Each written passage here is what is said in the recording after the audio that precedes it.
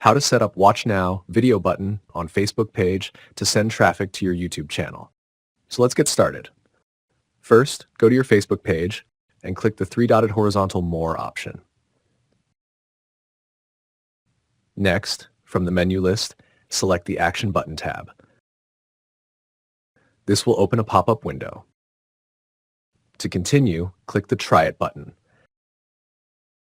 Now you will see a pop-up. In this pop-up, from the list of action buttons, select the Watch Now option and move forward. Click Continue. Now again, you will see another pop-up. In this step, you need to enter your YouTube channel link. Now go to the YouTube video page that you want people to watch. Now copy the YouTube video link. After copying the link, come back to your Facebook page settings pop-up. Paste the YouTube video link into this field. And finally, click the Save button.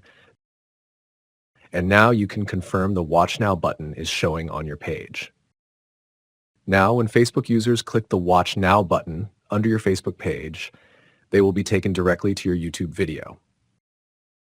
And that's it. Your Watch Now button is now active and ready to drive traffic to your YouTube video.